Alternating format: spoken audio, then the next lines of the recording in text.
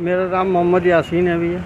यासीन जी, आज यहाँ पर आज डीएम ऑफिस आप आए हैं, क्या दिक्कत है आपको? मुझे कैंसर भी है, ब्रेड आ रहा है, ये 6 महीने के लिए थैली लगी है, मेरे पास खाने के लिए पैसे नहीं है। इलाज मेडिकल कॉलेज में मेरा चल रहा है, बाहर की दवाएं लिख देते हैं तो हम दवा भी नहीं खरीद पा रहे हैं। ना हमारे घर के हालात बिल्कुल ख़राब हैं, इसलिए हम डीएम साहब के पास आए थे, कुछ हमारी सहायता की जाए। तो डीएम साहब कह रहे राशन आपको मिलता है और आप उसी से काम चलाइए।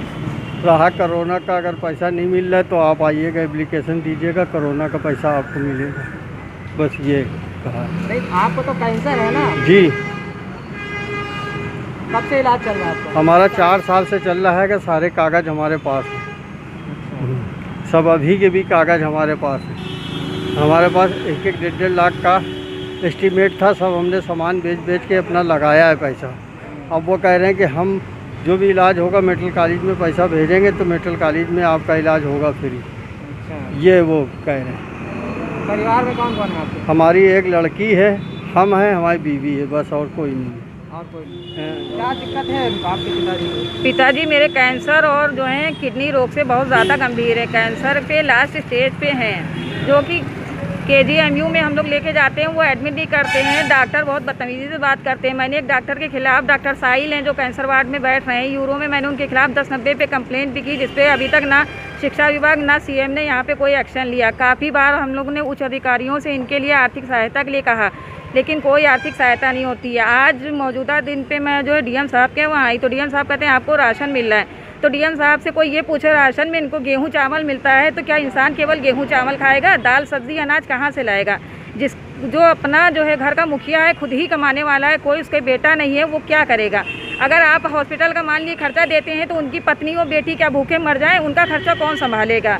कोई जो है नगद अभी तक धनराशि नहीं हुई है। केवल हमें तो ऐसा लग रहा है कि जातिवाद हो रहा है। मैंने अभी 2 बार पेपर में पढ़ा है, 50-50 हज़ार इन्होंने नगद आर्थिक सहायता ज्योति नाम की लड़की जो अपने पिता को बैठा के लाई थी साइकिल पे दिया। मेरे पिताजी तो कैंसर और गुर्दा दोनों से भी जो है गंभीर हैं और कोई बेटा भी नहीं है।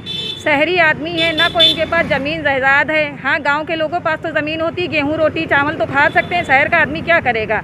लेकिन डीएम साहब ने साफ इनकार कर दिया, कहने कि हम आपकी ऐसी कोई आर्थिक सहायता नहीं कर सकते हैं। आज मौजूदा दौर में पिताजी के पास ना कुछ खाने का सामान है, ना इलाज के लिए। पैदल चल के आए, पैदल जाएंगे। अगर इन्हें कुछ हो जाता है इसका जिम्मेदार कौन होगा?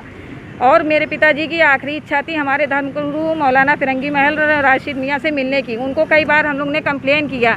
नखास के एक साहब हैं शफाकत हुसैन जो सापा से ताल्लुक़ रखते हैं, उनसे भी मिलने की गुजारिश की, लेकिन ये हमारे धर्मगुरु हैं जो किसी की आखिरी इच्छा नहीं पूरी कर पा रहे हैं।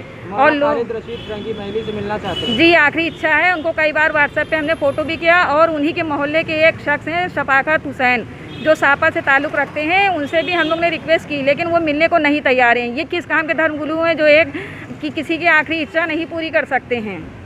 और उनसे कई बार उन्होंने दरख्वास्त की, कोई और उनसे भी कुछ आर्थिक सहायता के लिए कहा, क्योंकि हमारे मौलाना के पास बाहर से पैसा आता है कि कुछ तो इनकी करें, लेकिन उन्होंने फ़ोन ही नहीं उठाते हैं। वो इतने बड़े मौलाना हो गए हैं, किसी गरीब की मदद नहीं कर सकते, वो फ़ोन ही नहीं उठाते हैं। क्या मुख्यमंत्री से आप गई अपील करेंगे? मुख्यमंत्री से भी हमने जनता अदालत में इनकी एप्लीकेशन लगाया, लेकिन कोई भी वहाँ से कोई रिजल्ट नहीं आया। ना आज तक इनको कोई घर पे पूछने आया, संबंधित थाना अधिकारी कोई नहीं आया पूछने। अब पिताजी की हालत ये ब्लीडिंग चल रही, कैंसर की लास्ट स्टेज पे हैं, चल नहीं पा रहे हैं। अब जो भी होगा प्रशासन इसका जिम्मेदार है।